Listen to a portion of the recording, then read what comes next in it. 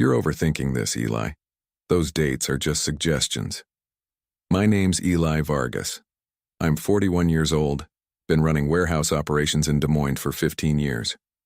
When you've spent that long in food distribution, you learn that expiration dates aren't suggestions. They're the difference between keeping your license and losing everything. Brent Langley had been our new general manager at Riverbrook Provisions for 3 months. Young guy, maybe 35, came in talking about efficiency and profit margins. The kind of manager who looked at safety protocols like they were obstacles instead of necessities. He'd walk the floor in his pressed khakis and golf shirts, pointing at perfectly good procedures and asking why we couldn't streamline them. I'd been watching him make changes, small ones at first, manual overrides on the inventory system that bypassed automatic date checks, shipping schedules that pushed product out faster than our normal rotation allowed, priority tags on pallets that should have been flagged for disposal. The warehouse felt different under his management. My crew started asking questions I couldn't answer. Why were we moving product that had been sitting in cold storage past its recommended shelf life? Why were inspection logs being completed before the actual inspections happened? Why did Brent keep telling us to focus on volume instead of compliance? I'd built my reputation on running a clean operation, 15 years without a single FDA citation. 0 recalls traced back to my warehouse. My supervisors knew the rules because I made sure they understood why those rules existed. Food safety isn't about bureaucracy. It's about the families who trust that what they're buying won't make them sick. But Brent seemed to think experience made me rigid. He'd started assigning me to different shifts, moving me away from the loading docks where outgoing shipments were processed. He wanted me focused on administrative duties, while he handled the floor operations directly. That should have been my first real warning. When a new manager starts cutting the most experienced supervisor out of daily operations, it usually means they're planning something that experience would object to. 3 weeks into this new arrangement, I started noticing discrepancies in our shipping manifests, products with batch numbers that didn't match our receiving logs, pallets marked for regional grocery chains that contained items I knew had been flagged for disposal the week before. I kept my observations to myself, but I started taking notes. Dates, times, batch numbers. The kind of documentation that becomes important when someone asks what you knew and when you knew it. Last Tuesday, I came in early to catch up on inventory reports. The warehouse was supposed to be empty except for the overnight security guard, but I heard voices coming from the cold storage section. Brent's voice, along with someone I didn't recognize. I should have announced myself, should have walked over and asked if they needed help. Instead, I stayed quiet and listened. Sometimes the smartest thing you can do is pay attention when people think nobody's watching. I'd started working for Riverbrook Provisions when I was 26, fresh out of the military with logistics training and a need for steady work. My dad had spent 30 years in manufacturing before a plant closure forced him into early retirement. Watching him scramble to find new work in his 50s taught me the value of building expertise that couldn't be easily replaced. Food distribution suited me. The work required attention to detail, respect for safety protocols, and an understanding that shortcuts could have serious consequences. I liked the responsibility. When you're managing the cold chain for products headed to grocery stores across 3 states, you're not just moving boxes. You're protecting public health. My wife Claire used to joke that I was more careful with expiration dates at home than most people were at work. She wasn't wrong. When you've seen what happens when temperature controls fail or contaminated products slip through quality checks, you develop habits that follow you everywhere. Our daughter Jessica was in her 2nd year at Iowa State, studying supply chain management. She'd grown up hearing me talk about inventory systems and compliance requirements. Last Christmas, she told me she wanted to work in food safety because of the stories I'd shared about why the work mattered. That pride I felt in my profession started feeling complicated under Brent's management. The changes he implemented weren't technically violations. They were adjustments to established procedures justified by efficiency metrics and cost reduction targets. But they created gaps in our oversight processes that made me uncomfortable. I'd tried raising concerns through proper channels, submitted reports about inventory discrepancies to the regional office, requested clarification about new shipping protocols that seemed to contradict FDA guidelines. My emails were acknowledged, but never answered directly. Brent started scheduling weekly meetings with me to discuss operational alignment. These sessions felt more like lectures than discussions. He'd explain how modern distribution required flexibility that older supervisors sometimes resisted, how companies that couldn't adapt to competitive pressures ended up losing contracts to more agile competitors. He never said I was the problem directly, but his message was clear. The way I'd been doing things for 15 years was holding the company back. My crew started treating me differently too, not with disrespect, but with the careful neutrality people adopt when they sense their supervisor might not be around much longer. They'd ask me questions about procedures, then check with Brent before implementing my answers. The worst part was watching good employees start cutting corners because they thought that's what management wanted. Workers who'd been meticulous about temperature logs and sanitation protocols began rushing through procedures to meet the productivity targets Brent emphasized in every team meeting.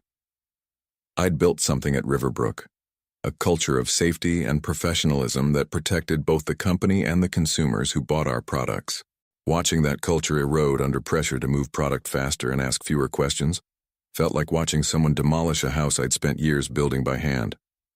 But I stayed quiet, kept my head down, and hoped the regional office would notice what was happening before it became a crisis.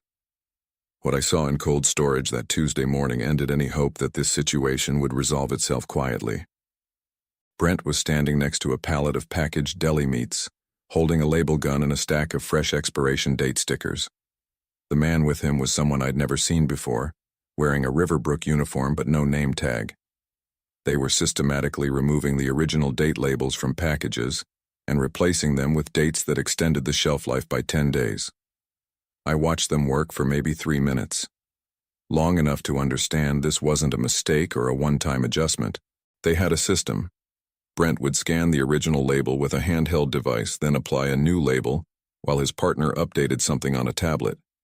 They were changing not just the dates, but the batch tracking information that would make it impossible to trace these products back to their original receive date. The pallet they were working on contained product I'd personally flagged for disposal 2 weeks earlier. Premium sliced turkey and ham that had been sitting in storage past its recommended date range. Product that should have been destroyed, not relabeled for shipment to grocery stores. I backed away carefully and returned to my office. Sat at my desk for maybe an hour, trying to process what I'd witnessed. Brent wasn't just cutting corners or bending regulations. He was actively falsifying safety information on products that would be sold to families across Iowa, Nebraska, and Missouri. The smart thing would have been to document what I'd seen and report it through company channels. Give Riverbrook a chance to address the situation internally before involving outside regulators. That's what the employee handbook recommended for compliance concerns. But I'd already tried internal reporting with my earlier observations. My concerns had been acknowledged and ignored. The regional office either didn't understand what was happening or didn't want to understand. I thought about my daughter Jessica, studying supply chain management because she believed the work mattered. About my dad, who'd taught me that doing your job right was more important than doing it easy. About the families who would buy those products assuming they were safe because someone like me had verified their quality. I opened my laptop and started typing a detailed report. Not for Riverbrook's regional office this time. For the Food and Drug Administration. I included everything. The inventory system overrides I'd observed. The shipping discrepancies I'd documented. The specific products I'd seen being relabeled that morning, with batch numbers and original expiration dates. I attached photos I'd taken of suspicious shipping manifests and copied security camera timestamps that would corroborate my observations. When I finished the report, I saved it to a flash drive and emailed it to the FDA's Regional Compliance Office. Then I sat back and waited for whatever was coming next. I didn't have to wait long. Brent called me into his office Thursday morning. He was sitting behind his desk with a folder open in front of him, wearing the expression of someone who'd been practicing a conversation he didn't want to have. "Eli, we need to talk about your performance lately." I sat down across from him and waited. In 15 years of warehouse management, I'd learned that when someone starts a conversation by questioning your performance, the best response is to let them explain what they think they know. "I've been getting reports that you've been asking a lot of questions about procedures that have already been established. creating confusion among the staff about priorities that management has already clarified. He slid a piece of paper across the desk. It was a formal performance improvement plan dated 3 days earlier. The document outlined concerns about my resistance to operational changes and my tendency to prioritize outdated procedures over current efficiency standards. I'm going to need you to sign this acknowledgement that we've discussed these issues. Then we'll schedule weekly check-ins to make sure you're adapting to the new expectations. I read the document carefully. It was professionally written, probably reviewed by human resources before Brent printed it. The language was vague enough to justify almost any disciplinary action, while specific enough to create a paper trail that would support termination if I didn't comply with whatever changes he had planned. Can I ask what specific incidents prompted this review? Brent leaned back in his chair. It's not about specific incidents, Eli. It's about attitude. You've been here a long time, and sometimes experience can make people resistant to necessary changes. I need supervisors who can embrace new approaches instead of questioning every decision. What new approaches? More flexible interpretation of guidelines that might be unnecessarily restrictive. Focus on practical outcomes instead of rigid compliance with procedures that don't always make sense in real-world situations. I set the performance plan down without signing it. Are you asking me to ignore FDA regulations? I'm asking you to be practical. Those regulations were written by people who've never worked in actual distribution. They don't understand the realities of moving product efficiently while maintaining reasonable safety standards. There it was. The conversation I'd been expecting since I submitted my report to the FDA 2 days earlier. Brent wasn't trying to coach me toward better performance. He was trying to document my unwillingness to participate in the relabeling operation I'd witnessed. I'll need some time to review this. That's fine, but I'll need your signature by Monday morning. And Eli? He waited until I was standing to continue. I've been hearing that you've been asking questions about inventory that's outside your assigned areas. Going forward, I'll need you to focus on the responsibilities specifically outlined in your job description. I nodded and left his office. The message was clear. Stop looking where you're not supposed to look or find somewhere else to work. I spent the rest of that day observing the normal flow of warehouse operations, watching my crew handle incoming shipments and prepare outgoing orders with the professionalism I'd tried to instill over the years. These were good people doing important work. They deserved better than being pressured to participate in practices that could end their careers and damage their reputations. By Friday afternoon, I'd made my decision. I wasn't going to sign Brent's performance improvement plan. I wasn't going to pretend that flexible interpretation of safety regulations was acceptable, and I wasn't going to quit and leave my crew to handle whatever consequences were coming. Instead, I updated my FDA report with details about Brent's attempt to pressure me into accepting modified procedures. I documented our conversation about flexible interpretation of guidelines and attached a copy of the unsigned performance plan he'd tried to make me acknowledge. Then I forwarded everything to a contact I had at the state health department, along with a request for guidance about employee protections for reporting food safety violations. Monday morning was going to be interesting. I came in early Monday morning and found 2 FDA investigators waiting in the parking lot. They introduced themselves as Inspector Patricia Hayes and Inspector David Kellerman, both with the agency's Midwest District Office. They'd been reviewing the information I'd submitted and had some questions about specific operations at Riverbrook Provisions. We met in the break room before the day shift arrived. Inspector Hayes had printed copies of every document I'd sent, organized in folders with handwritten notes in the margins. Inspector Kellerman had a tablet where he'd pulled up our facility's inspection history and current licensing status. Can you walk us through the specific incidents you observed regarding date label modifications? I described what I'd seen in cold storage the previous Tuesday: the systematic replacement of expiration dates, the modification of batch tracking information, the specific products involved. Inspector Hayes took notes while Inspector Kellerman used his tablet to cross-reference the batch numbers I provided with federal shipping records. According to our database, the products you described were shipped to grocery stores in Des Moines, Omaha, and Kansas City. The modified dates you witnessed would have extended their shelf life beyond FDA safety guidelines. Inspector Hayes looked up from her notes. How long have you observed these practices? The relabeling was the first time I saw it directly, but I've been documenting inventory discrepancies and shipping irregularities for about 6 weeks. And you reported these concerns through company channels before contacting us? Multiple times. Regional office acknowledged my reports but never responded with specific actions or explanations. Inspector Kellerman showed me his tablet screen. We've been monitoring some unusual patterns in recall requests from retailers who receive shipments from this facility. Products that tested positive for bacterial contamination but had expiration dates that didn't match the contamination timeline. That was information I hadn't known.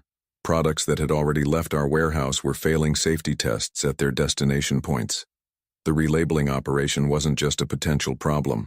It was an active public health issue that had already been detected by downstream quality control. How many products are we talking about? Inspector Hayes consulted her folder. Based on shipping records and retail testing reports, approximately 47,000 individual packages across 3 states.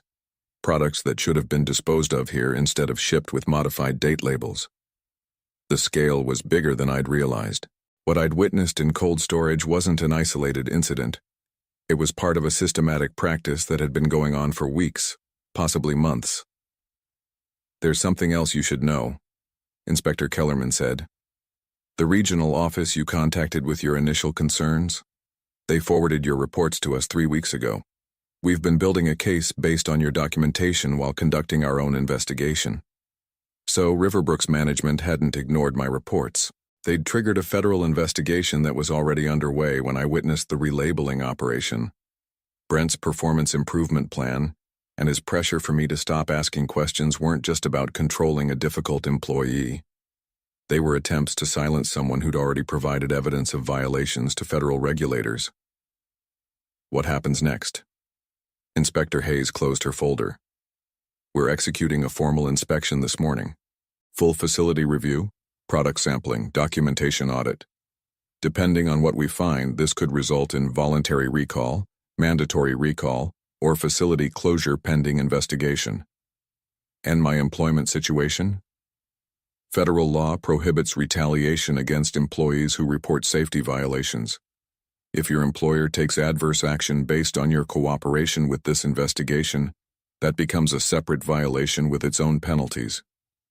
I nodded and checked the time. 7:30 a.m. First shift would be arriving in 30 minutes, including Brent. Should I continue working normally? Inspector Kellerman smiled. Actually, we'd like you to be present during our facility inspection. As the supervisor who originally identified these issues, your expertise will help us understand what we're seeing. It was going to be a very different kind of Monday. Brent arrived at 8 a.m. and found federal investigators setting up equipment in the warehouse office. His face went through several expressions in rapid succession, as Inspector Hayes explained that they were conducting a comprehensive facility inspection based on reports of potential food safety violations. I'd like to speak with whoever submitted these reports, he said, looking around the room until his eyes settled on me. I have concerns about the accuracy of information you may have received. Inspector Kellerman stepped forward. Mr. Langley, this is an official FDA investigation. All communications regarding this matter will go through our office. Your cooperation is required by federal regulation. I watched Brent process this information. He'd spent 3 months trying to manage a compliance problem by controlling the people who might report it. Now he was discovering that federal investigators don't require permission from facility management to access records or interview employees. The inspection took 6 hours. Investigators sampled products from every storage area, photographed shipping documentation, and downloaded data from our inventory management system. They interviewed my crew members individually, asking specific questions about labeling procedures and shipping protocols.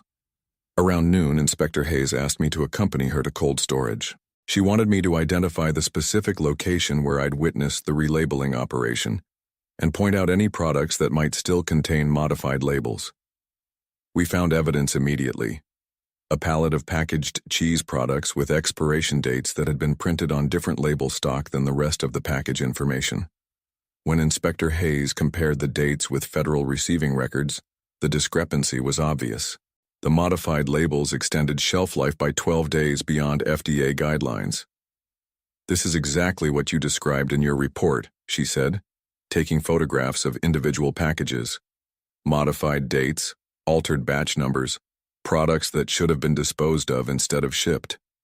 Brent appeared while we were documenting the evidence. He'd been following the investigators around the facility all morning, asking questions about their authority and requesting to review their findings. Now he was watching Inspector Hayes photograph products that directly corroborated my testimony. "Those labels were applied to correct a data entry error in our receiving system," he said. "Standard procedure for addressing administrative mistakes." Inspector Hayes didn't look up from her camera. "Mr. Langley will need to see documentation of this data entry error, including the original receiving records and approval for the label modification. I'll have to check with our regional office about accessing those files." "That won't be necessary. We've already obtained those records directly from your corporate system." Brent's expression shifted again. The investigators weren't just responding to my reports. They'd been conducting their own research, accessing company records through federal authority that didn't require his cooperation or approval. By 3 p.m., the inspection was complete. Inspector Kellerman gathered the facility management team in the break room to deliver preliminary findings. The language was technical and precise, but the conclusion was clear. Riverbrook Provisions had systematically violated federal food safety regulations through the modification of product dating information. "We're implementing immediate corrective measures," Inspector Hayes announced. "All products currently in inventory will be quarantined pending individual safety review. All outgoing shipments are suspended effective immediately.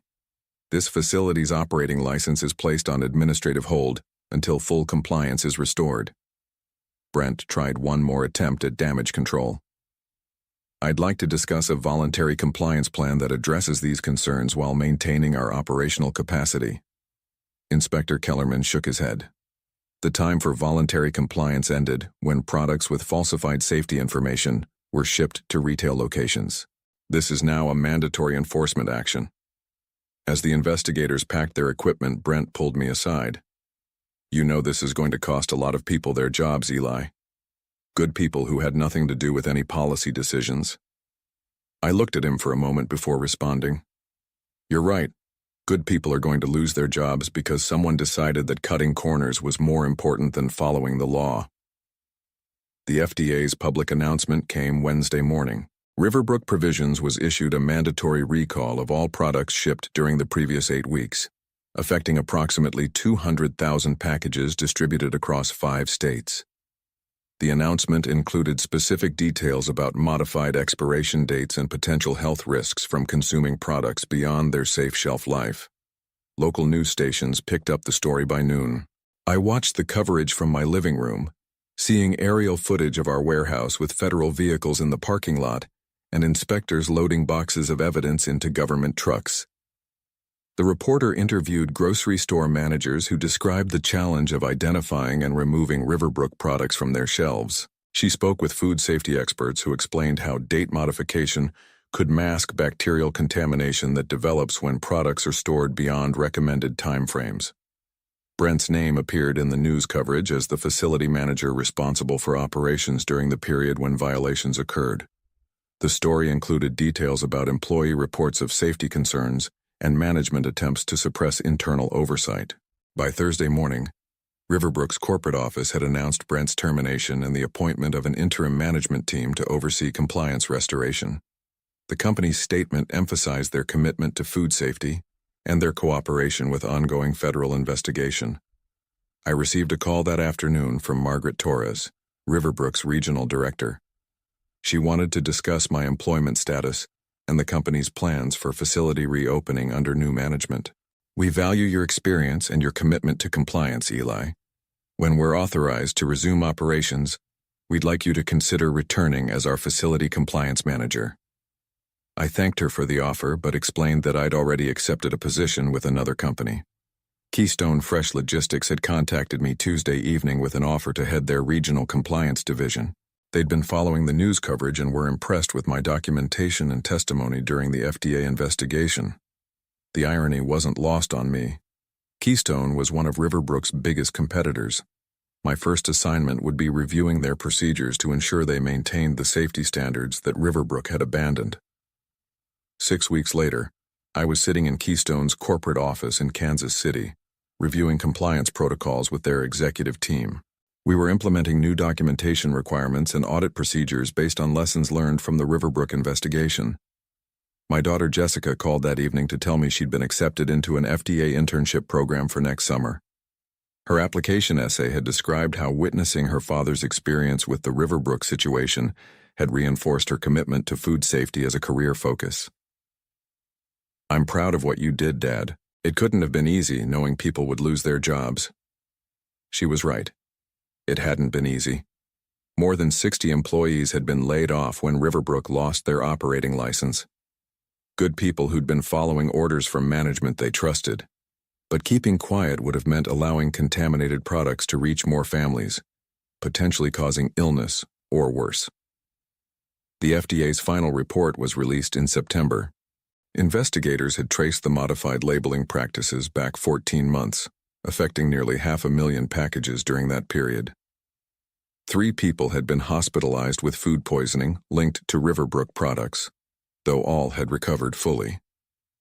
Brent was facing federal charges for falsifying safety records.